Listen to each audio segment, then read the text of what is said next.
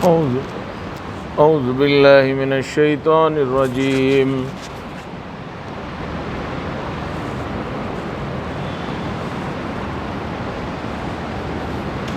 بسم الله الرحمن الرحيم. الذين يوفون بعهد الله ولا ينقضون الميثاق والذين يصلون ما أمر الله به أن يوصل ويخشون ربهم ويخافون سوء الحساب والذين صبروا ابتغاء وجه ربهم وأقاموا الصلاة وأنفقوا مما رزقناهم سرا وعلانية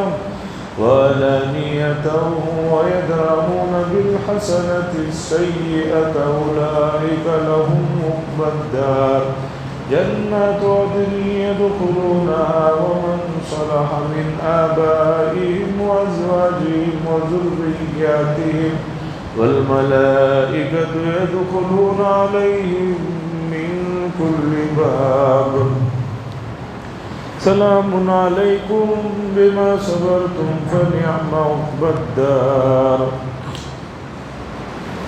حضرات، یہ سورہ رات کی آیتیں ہیں جو 13ویں پارے میں ہیں، اور گزشتہ مجلس میں جو آخری آیت آئی تھی اس میں اللہ تبارک و تعالیٰ نے یہ بات ارشاد فرمائی کہ نصیحت تو وہ لوگ قبول کرتے ہیں جن کے پاس عقل اور ہوش ہوتا ہے، اور جن کے پاس عقل اور ہوش نہیں ہوتی وہ نصیحت نہیں قبول کرتا.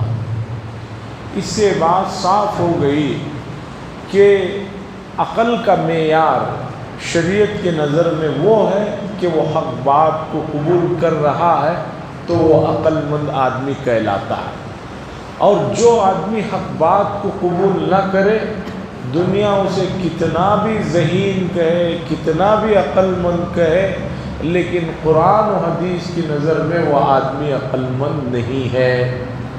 جس آدمی کو دنیا کا سب سے بڑا سچ اور سب سے بڑی حقیقت نہ سمجھ میں آئے تو اس سے بڑا بیوقوف کوئی نہیں ہو سکتا. عقل کا معیار بھی لوگوں کی نظروں میں عجیب ہے، اور بہت سی چیزیں ہیں جن کے معیارات دن بدن جو ہے نیچے اوپر ہوتے رہتے ہیں، لیکن قرآن کی جو تعلیمات ہے یہ ہمیشہ اپنی جگہ اٹل ہے. مثال لیجئے، آج سے 30-35 سال پہلے 1980-85 تک کے زمانے میں اگر کسی کا بچہ اسکول کے بعد کہیں ٹیوشن پڑھنے جا رہا ہے، یہ کہنا اس بات کی علامت ہوتی تھی کہ بچہ کمزور ہے. اسکول میں پڑھ رہا ہے، الگ سے بھی اسے ٹیوشن دلانا پڑ رہا، کمزور ہے. تو بہت سارے لوگ اپنے بچوں کو ٹیوشن دلاتے تھے لیکن کسی کو کہتے نہیں تھے کہ بھئی ٹیوشن، میرا بچہ ٹیوشن کو گیا ہوا. لیکن آج 35 سال کے بعد معیار یہ ہو گیا ہے کہ اسکول سے زیادہ ٹیوشن کی اہمیت ہے، اور اگر کوئی یہ کہے کہ بھئی میرا بچہ ٹیوشن کو نہیں جاتا ہے تو وہ عیب کی بات ہے. اچھا، کہیں بھی آپ نے ٹیوشن کو نہیں لگایا ہے؟ تو دیکھیے کہ 30-35 سال میں معیار کیسے بدل گیا. اور ایک مشہور آدمی نے، نصرت ظہیر بول کر، طنز و مزاح کے بڑے قلمکار ہیں، انہوں نے لکھا ہے پہلے بچوں کو کہا جاتا تھا خوب پڑھو، پڑھو گے تو بنو گے نواب، کھیلو گے تو ہوگے خراب. لیکن آج معیار بگڑ گیا ہے. آج یہ کہا جا رہا ہے کہ بھئی پڑھنے لکھنے سے زیادہ کھیل پر فوکس کرو، کھیل میں آگے بڑھو گے تو تم نواب بنو گے، اس لیے کہ کھیل کے میدان سے اور کھیل پہ بہت پیسے جو ہے انسان کما رہے ہیں. ایک صاحب ملے، انہوں نے کہا، میں نے کہا کہ کیا کر رہا ہے بچہ؟ کہا فلاں اس کالج میں پڑھ رہا ہے، بہت بچہ تھک جاتا ہے. میں نے کہا کیوں، کوئی بہت ٹف کورس لے لیا؟ کہنے لگے ٹف کورس کچھ نہیں لیا ہے، اسکول کے بعد اسے 2-2.5 گھنٹے پریکٹس کرنے کے لیے کرکٹ کے لیے فلاں جگہ جانا پڑتا ہے. میں نے کہا اچھا اتنی دور جانے کی کیا ضرورت ہے، اپنے گلی میں بھی کر لے سکتے ہیں، بہت سارے بچے کرنے کا۔ نہیں معلوم ہے آپ کو، اس کی 1.5 یا 2 لاکھ روپے فیس ہے، وہ اتنے پیسے دے کر گھنٹہ 2 گھنٹے پریکٹس کے لیے بچہ جا رہا ہے۔ تو یہ سب چیزیں آپ میرے سے زیادہ الحمدللہ واقفیت رکھتے ہیں۔ بتانا یہ چاہ رہا ہوں کہ اللہ نے فرمایا انما یتذکر اولو الالباب، نصیحت وہی لوگ قبول کرتے ہیں جن کے پاس عقل ہے، ہوش ہے۔ اور اگر کوئی آدمی اللہ اور اس کی رسول کی بات سے نصیحت نہیں حاصل کر رہا ہے، کتنا بھی آپ اسے ذہین سمجھیں، دنیا اسے کچھ بھی کہے، ہم کہتے ہیں کہ وہ بیوقوف ہے، اس لیے کہ دنیا کا سب سے بڑا سچ اور سب سے بڑی حقیقت نہیں سمجھ رہا۔ اب وہ عقل اور نصیحت جو حاصل کرنے والے ہیں، عقل مند لوگ جو ہیں، وہ کون ہیں؟ اللہ فرما رہے الذین یوفون بعہد اللہ، وہ لوگ ہیں جو اللہ سے کیے ہوئے عہد کو پورا کرتے ہیں۔ عقل مند لوگوں کی پہلی نشانی، پہلی پہچان یہ ہے کہ انہوں نے اللہ سے جو عہد کیا ہے اسے پورا کرتے ہیں۔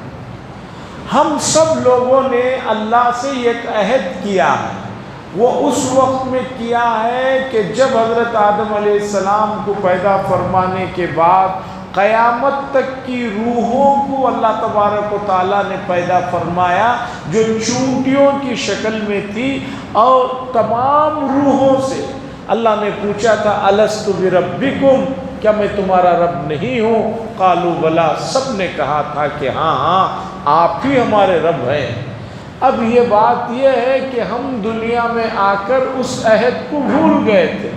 اللہ تعالیٰ نے مہربانی فرمائی، انبیاء کو بھیجا، اور سب سے آخر میں محمد الرسول اللہ صلی اللہ علیہ وسلم کو بھیجا کہ آپ جائیے ہمارے اس وعدے کو اور عہد کو جو لوگوں نے کیا یاد دلائی۔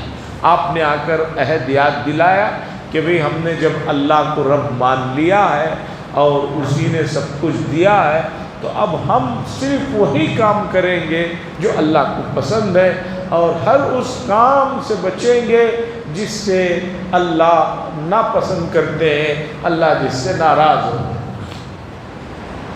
لوگوں نے تاریخ میں بہت سے محبت کرنے والوں کی مثالیں اور بھی پتہ نہیں کیا کیا واقعات لکھے ہیں، لیکن وہ تمام چیزیں فانی ہیں۔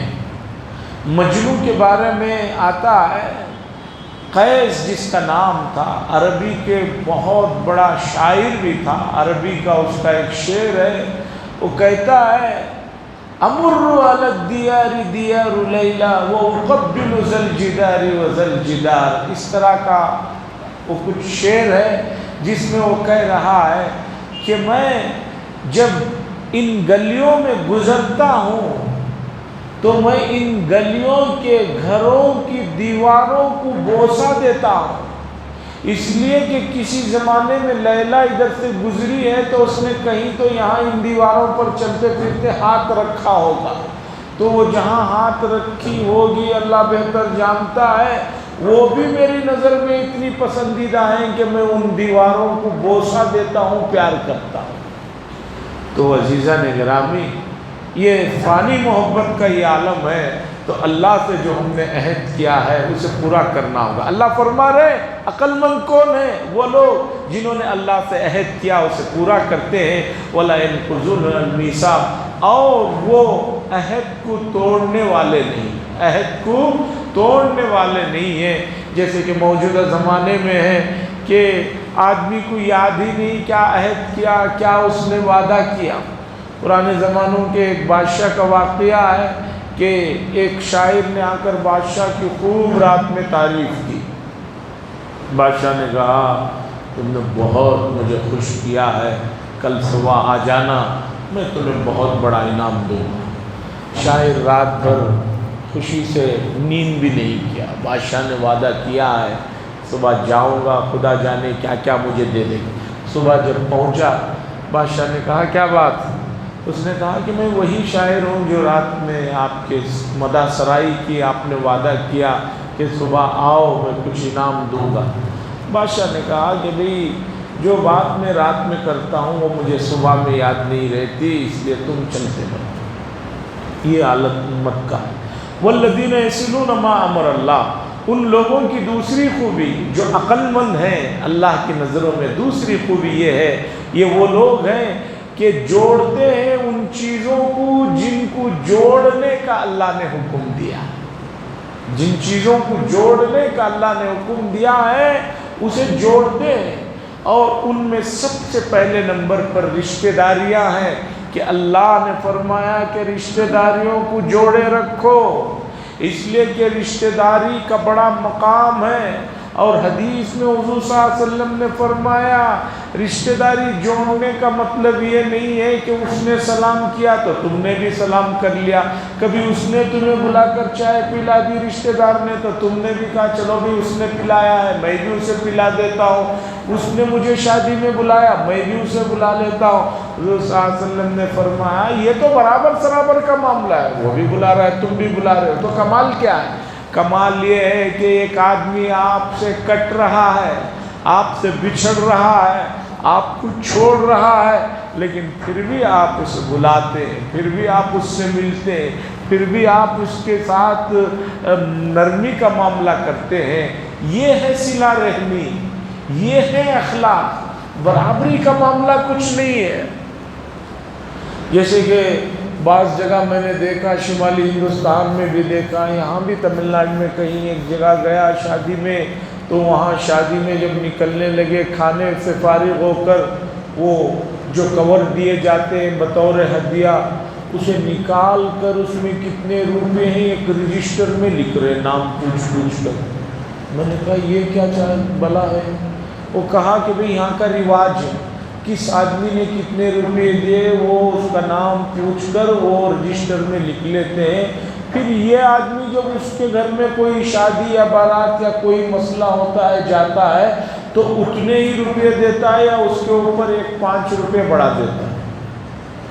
میں نے کہا کہ یہ تو غیروں کا طریقہ، بھئی یہ تو تحفہ ہے، دینے والے کا خلوص ہے، جتنے دے رہا لے کر رکھ لو۔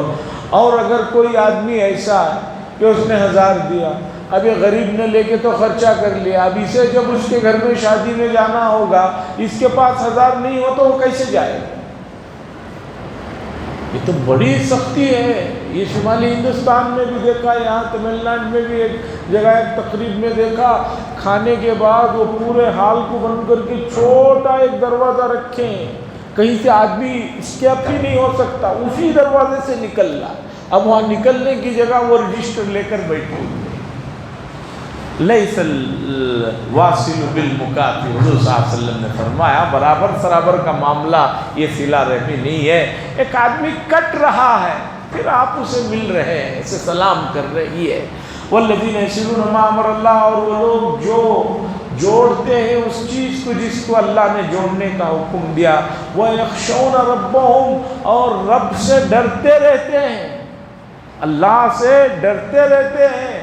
ڈرنے سے مراد وہ خوف نہیں ہے کہ ایک آدمی چور سے بھی ڈر رہا ہے، شیطان سے ڈر رہا ہے، کسی اور موذی جانور سے ڈر رہا ہے۔ ڈر سے مراد محبت والا خوف۔ ایک آدمی اپنے والد سے ڈرتا ہے، کیوں ڈرتا ہے؟ ان کا احترام کرتا ہے۔ ایک آدمی اپنے خاص استاد سے ڈرتا ہے کہ بھئی اگر ان کو پتہ چلا کہ میں یہ غلط کام کر رہا ہوں تو ان کو کتنا دکھ ہوگا، اس لیے ان کو مت بتا، ان سے چھپ کر یہ کام کرتا ہے۔ جو محبت والا ڈر ہے وہ ڈر ہونا چاہیے۔ باقی تو آدمی جو ہے بہت ساری چیزوں سے ڈرتا ہے، وہ کوئی کمال نہیں۔ وَيَخْشَوْنَ رَبَّهُمْ، اور اپنے رب سے خوف کھاتے ہیں۔ وَيَخَافُونَ سُوءَ الْحِسَابِ، اور خوف کھاتے ہیں برے حساب سے، سخت حساب سے ان لوگوں کو خوف ہے۔ ہمیشہ مومن کو خوف رہتا ہے کہ بھی میں کچھ کروں گا تو میرا جو حساب ہوگا وہ بہت برا ہوگا، اور برا حساب جو ہے وہ انسان کی ہلاکت اور بربادی کو جو ہے دعوت دینے والا ہے۔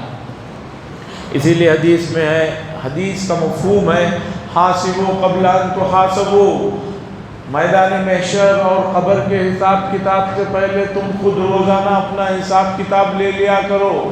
سونے سے پہلے 2-4 منٹ جو ہے سوچ لیا کرو کہ بھئی اگر آج میرا انتقال ہو گیا، آج کا جو میں نے کام کیے ہیں اس کا حساب کتاب ہو گیا تو کیا ہوگا. 5 منٹ سوچ لیا کرو. اسی کو مراقبہ کہتے ہیں، اسی کو نقش بندیہ سلسلے میں مراقبہ کہتے ہیں کہ ایک آدمی اپنے سر کو نیچے جھکائے ہوئے اپنے قلب کی طرف توجہ کیے ہوئے سوچے کہ اللہ کی رحمتیں آ رہی ہیں، ظلمتیں نکل رہی ہیں اور میں نے کیا کیا سوچے. یہ کوئی بری چیز نہیں ہے. ابن القیم رحمہ اللہ نے لکھا ہے کہ شیخ الاسلام ابن تیمیہ قدس سرہ حرم میں فجر کے بعد اول وقت میں نماز ہوتی ہے، فجر کے بعد جو ہے اپنا مراقبے کے لیے سر جھکاتے، یہاں تک جھکائے بیٹھے مستغرق رہتے کہ سورج نکل جاتا اور دھوپ میں جب شدت آتی تو پھر ان کو بتایا جاتا وہ اس مراقبے سے باہر آؤ. 1-1 گھنٹہ 2-2 گھنٹوں کا مراقبہ. آج امت آپ اسے مراقبہ کہیے، دوسرے لفظ میں جو ہے حساب کہیے، یہ کرتے رہنا چاہیے. والذین صبروا ابتغاء وجہ ربہم، اللہ فرما رہے ہیں ان عقل مندوں کی نشانیوں میں سے یہ بھی ہے کہ وہ لوگ اللہ کی خوشنودی کے خاطر صبر کرتے ہیں. اللہ کی خوشنودی کے لیے، کوئی مجبوری نہیں ہے ان کو، صرف ان کو اللہ کی پسند اور خوشنودی مطلوب ہے. وہ اللہ کی خوشنودی کے خاطر صبر کرتے ہیں. صبح کی نماز میں اٹھنا بہت مشکل ہو رہا ہے لیکن آدمی چلا آ رہا ہے. کیوں؟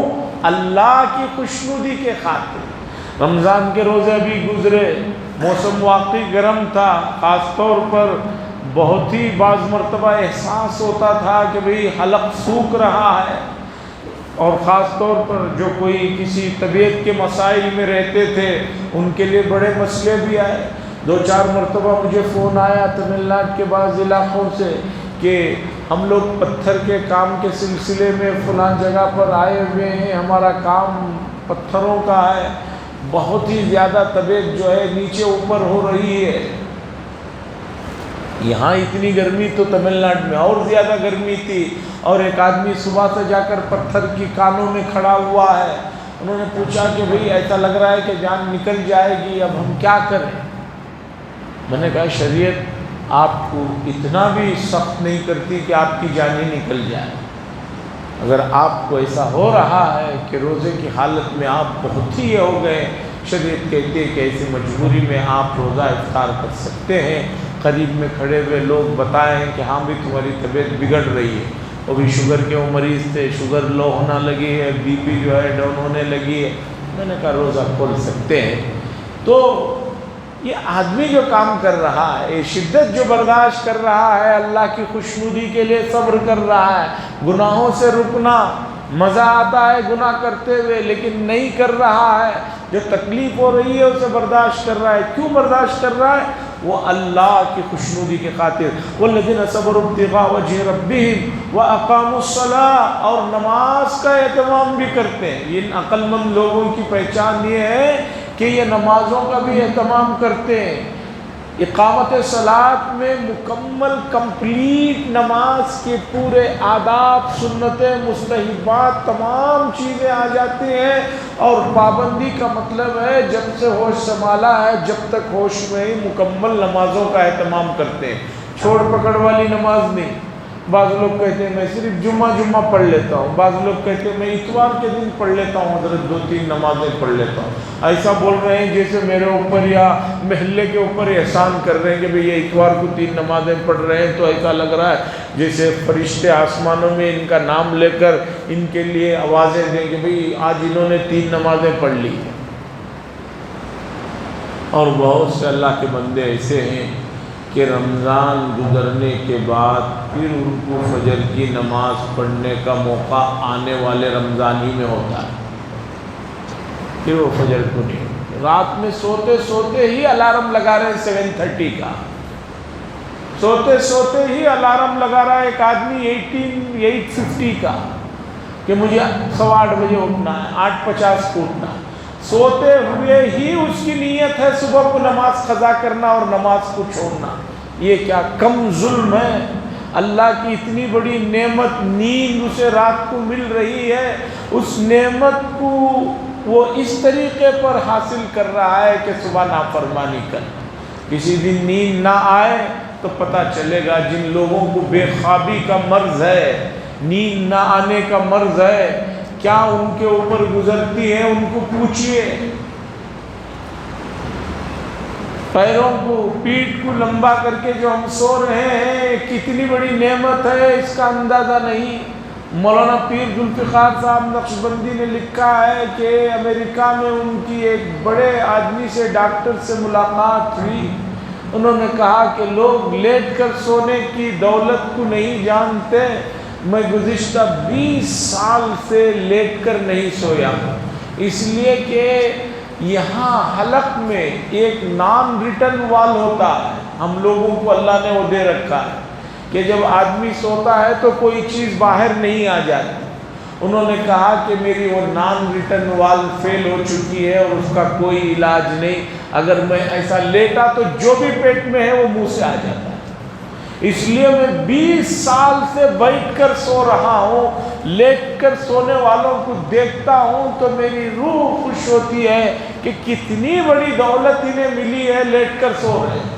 हम चाहे औंधे मुँह सो जा रहे हैं, ऐसे सो जा रहे हैं, ऐसे सो जा रहे हैं, वैसे सो जा रहे हैं, कितना भी खाकर सो रहे, नहीं निकल रहा। लेकिन वो कहते हैं कि मेरा वो मसला किसी वजह से हलक के ऑपरेशन करते हुए वो मसले में गड़बड़ हो गई, जिसकी वजह से हम समझ सकते हैं जैसे कावेरी के पानी के लिए टैंकियों में नॉन रिटर्न वॉल होता है, इस तरह मेरा वो नॉन रिटर्न वॉल नाकाम हो चुका है। 20 साल का अरसा हो गया मुझे लेटे हुए बैठे रहना है। 1 सेकंड के लिए, 10 सेकंड के लिए भी अगर मैं लेटा, जो कुछ पेट में है वो बाहर मुंह के जरिए से आ जाता। वल्लज़ीना सबरू इब्तिग़ाअ वजहि रब्बिहिम, ये वो लोग हैं जो अल्लाह के खुशनुदी की खातिर सब्र करते हैं। वअक़ामुस्सलाह, और नमाज़ों को कायम करते हैं। वअनफ़क़ू, और जो कुछ हमने उन्हें दे रखा है उसमें से अल्लाह के लिए खर्च करते हैं। सिर्रन व अलानिया, सिर्रों व अलानिया, दिखला कर भी खर्च कर रहे हैं, छुपा कर भी खर्च कर रहे हैं और दिखा कर भी खर्च कर रहे हैं। कुछ जगह ऐसी हैं जहाँ पर खुफिया तरीक़े पर खर्च करना बड़ा पसंदीदा काम है, और कुछ जगह ऐसी हैं जहाँ पर दिखाकर खर्च करना है। शरीयत ने कहा कि जो फ़राइज़ हैं उसमें दिखाकर काम करो। ज़कात देना वाजिब है। एक आदमी अपनी ज़कात को बहुत खुफिया तरीक़े पर देगा तो लोग यही समझेंगे कि ये ज़कात नहीं देता। हाँ, जो सदक़ा खैरात है, सदक़ा खैरात है, ज़रूरतमंदों के कुछ मसाइल हैं, वो खुफिया तरीक़े पर देता है, उसके भी बड़े फ़ज़ाइल। आज ये बड़ा मसला है कि आदमी कुछ भी देना है तो आजकल जो फ़ोटो सेशन चल पड़ा है, कई मरतबा अजीब अजीब तस्वीर आते हैं। एक आदमी को 1 किलो प्याज दे रहे हैं और 6 आदमी मिलकर दे रहे हैं। सिर्रन व अलानिया, अल्लाह फरमाते हैं कि जो कुछ हमने उनको दिया है उसमें से वो खुफिया भी खर्च करते हैं, दिखाकर भी करते हैं। और उनकी एक खूबी सुनो उन अक्लमंद लोगों की, वयदरऊन बिल हसनति सय्यिआ, और बुराइयों को अच्छाइयों के ज़रिए से जो है रोकते। एक आदमी बुरा कर रहा है तो बदले में उतना बुरा करने की उन्हें इजाज़त है, लेकिन बिल हसनति सय्यिआ, लेकिन ये अच्छाई के ज़रिए से उसका दिफा करते हैं। बुराई से बुराई का बदला देंगे ये तो नफ़रतें ख़त्म नहीं होंगे। वयदरऊन बिल हसनति सय्यिआ, कुरान में दूसरी जगह 24वें पारे में अल्लाह ने फरमाया, इदफ़ा बिल्लती हिया अहसन फ़इज़ल्लज़ी बैनक व बैनहु अदावतुन कअन्नहु वलिय्युन हमीम। برائی کا بدلہ اچھائیوں سے دیتے رہو، اچھائیوں سے دیتے رہو، یہاں تک کہ جو تمہارا دشمن ہے وہ تمہارا دوست بن جائے۔ وَيَدْرَؤُونَ بِالْحَسَنَةِ السَّيِّئَةَ، اور برائیوں کو اچھائیوں سے، برائیوں کا بدلہ اچھائیوں سے دیکھتے ہیں، اچھائیوں سے روکتے ہیں۔ اللہ فرما رہے ہیں ایسے لوگوں کے لیے کیا ہے؟ أُولَئِكَ لَهُمْ عُقْبَى الدَّارِ، ان کے لیے ان کے وطن اصلی جو ہے وہ بہت شاندار ہوگا، انہی کے لیے ہے بہترین ان کا وطن اصلی۔ عقبہ الدار کا ترجمہ تقی عثمانی صاحب کرتے ہیں وطن اصلی۔ دیکھیے مثلا میں ہوں، میرا یہ وطن اصلی نہیں ہے، میں بنگلور کا نہیں ہوں، میں قریب کا ہوں، یہ میرا آبائی وطن نہیں ہے، لیکن یہ بھی یا وہ میرا جہاں میں پیدا ہوا، میرے ماں باپ رہتے تھے، جہاں میرا خاندان رہتا ہے، وہ بھی میرا وطن اصلی نہیں ہے۔ اس لیے کہ مومن کا ٹھکانہ دنیا نہیں ہے، اس کا ٹھکانہ تو جنت ہے۔ تو اصل وطن جو ہے جنت ہے، یہ تو راستے میں پڑنے والے اسٹیشن سے، ایک اسٹیشن وہ تھا جہاں پیدائش ہوئی، چند سال گزرے، ایک اسٹیشن یہاں ہے، اور خدا جانے آگے کوئی اسٹیشن آ جائے گا، اس کے بعد ایک بڑا اسٹیشن قبر کی شکل میں رہے گا، عالم برزخ کا رہے گا۔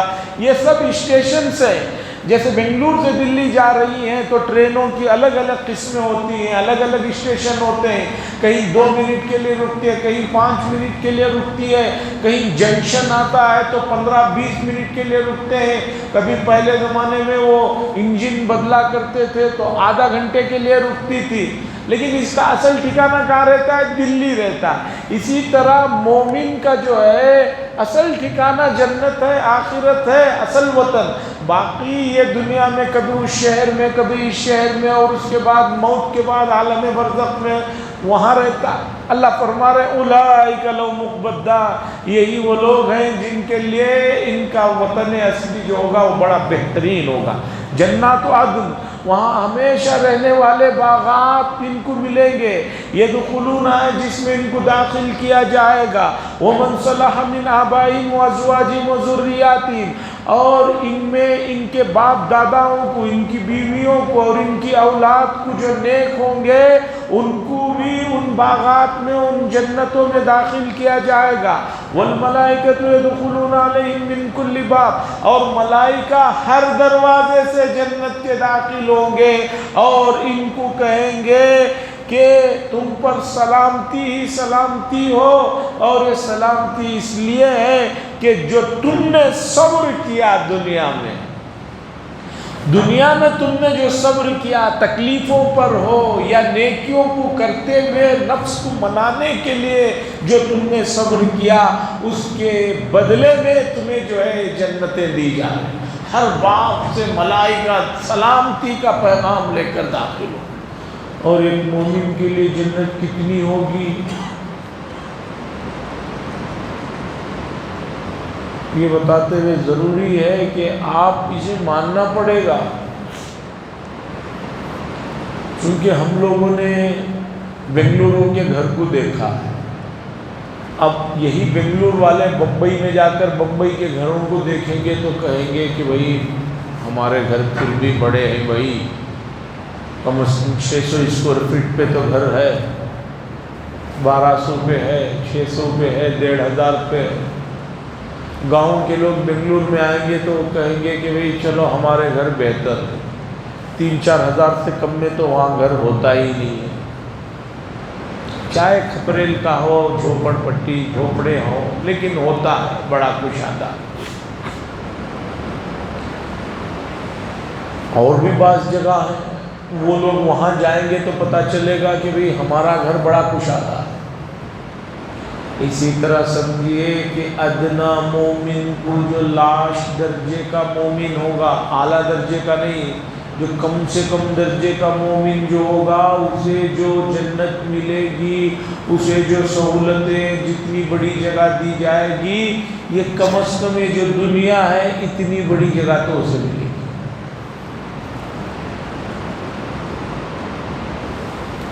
ماننا پڑے گا آپ کو۔ مثلاً دلی میں راشٹرپتی بھون جو ہے جہاں صدر محترم رہتے ہیں، اب جو خاتون ہیں وہ رہتے ہیں، آپ کو معلوم ہے کتنے بڑے زمین پر واقع ہے؟ 360 تو جو ہے کمرے ہیں بڑے بڑے، فٹ بال گراؤنڈ ہے، سنیما ہال ہے، چائے پینے کے لیے الگ کوئی جگہ ہے، وہاں واکنگ کے لیے الگ ہے، اتنا بڑا ایک کو دیا گیا ہے۔ جب دنیا کے ایک بڑے عہدے دار کے لیے اتنی بڑی جگہ، وہ بھی دلی جیسے شہر میں جہاں زمینوں کی اور رہنے کی رہائشوں کا کیا عالم ہے، گھروں میں ٹرینوں کی طرح جو ہے وہ برتھ ہوتے ہیں وہاں پر، لیکن ایک کو اتنا بڑا گھر ملا ہے، کیوں؟ وہ عہدہ ایسا ہے کہ اس عہدے کے لیے ایسا ہے۔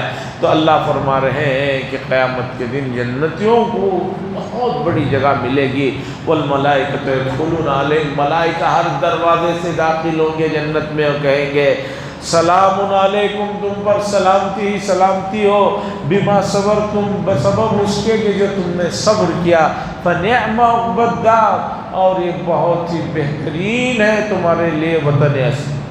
اب اس کے آگے اللہ تبارک و تعالی جو لوگ عقل مند نہیں ہیں اللہ کی نظروں میں، ان کی کیا نشانیاں ہیں؟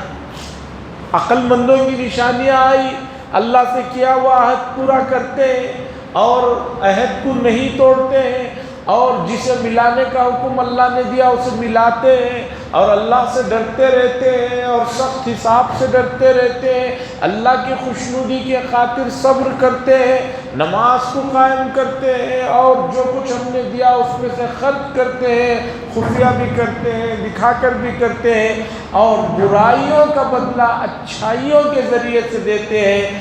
یہ ان کی نشانیاں تھیں عقل مندوں کی۔ اب کون عقل مند نہیں ہے، ان کی نشانیوں کو اور ان کی چیزوں کو دکھایا جائے۔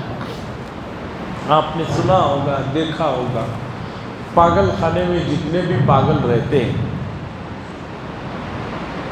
سب سے بڑا مسئلہ یہ رہتا ہے کہ وہ اپنے آپ کو پاگل نہیں سمجھتے۔ ان کی نظروں میں جتنے بھی وہاں ڈاکٹر دوسرے لوگ رہتے ہیں وہ ان کو پاگل سمجھتے ہیں۔ ہر پاگل کے پاس آپ جا کر بیٹھیے، پوچھیے، وہ کہتا ہے کہ بھئی مجھے کیا ہوا، مجھے تو کچھ نہیں ہوا، یہ سب پاگل ہیں۔ لیکن وہ ڈاکٹروں کو معلوم ہے کہ یہ پاگل کو کیا دورہ ہے، کب پڑتا ہے۔ کسی کو 24 گھنٹے میں ایک مرتبہ پڑتا ہے، کسی کو مہینوں میں ایک مرتبہ پڑتا ہے، کسی کو روز میں 2 مرتبہ پڑتا ہے، لیکن جب پڑھتا ہے تو مسئلہ نہیں سمجھتا۔ ایک صاحب تھے ہمارے پہچان کے، ان کے والد تھے، ان کو کسی زمانے میں لوگوں نے بتا دیا کہ جڑی بوٹیوں کو کچھ چیزوں کو ڈال کر جلانے سے کرنے سے سونا ہوتا ہے۔ اب اس کے پیچھے انہوں نے بہت روپیہ پیسہ برباد کیا، آخر میں وہ چیزیں ڈال کر کیمیکل جب بنا رہے تھے، پارا، وہ جو پرانے ڈاکٹر حضرات چیک کرتے تھے بخار کو، اس کے اندر ایک قطرہ ہوتا ہے، اسے پارا کہتے ہیں، وہ کسی طرح ان کے پکر ناک کے ذریعے سے اوپر چلا گیا۔ اب دماغ پہ ایسا اثر ہوا ہے، وہ مرتے دم تک صرف ایک ہی جملہ کہتے تھے، ایک آنچ زیادہ ہو گئی، ایک آنچ اگر زیادہ نہ ہوتی تو خدا جانے کتنے کلو سونا میں نے بنا لیا تھا۔ بس یہی بولتے بولتے بولتے پوری زندگی چلے گئے، اور ان کا دماغ کمزور ہو گیا، ختم ہو گیا تھا، لیکن وہ ماننے کے لیے تیار نہیں۔ تو اب اللہ ان لوگوں کو جو اللہ کی نظر میں، شریعت کے نظر میں نامعقول ہیں، عقل مند نہیں ہیں، ان کی کیا پہچان ہے، علامتیں ہیں، ان کو آگے کی آیت میں دکھا رہے ہیں۔ انشاءاللہ العزیز اگلی مجلس میں اسے رکھا جائے گا۔ وآخر دعوانا ان الحمدللہ رب العالمین، الحمدللہ رب العالمین، والعاقبۃ للمتقین، والصلاۃ والسلام علی سید المرسلین وعلی آلہ وصحبہ اجمعین۔ اللہم لا تسلط علینا من لا یرحمنا ولا یخافک فینا، اللہم لا تسلط علینا من لا یرحمنا ولا یخافک فینا۔ اللہم لا تسلط علینا من لا یرحمنا ولا یخافک فینا صلی اللہ تعالی وسلم علی خیر خلق محمد وعلی آلہ وصحبہ اجمعین والحمدللہ۔ یہ حدیث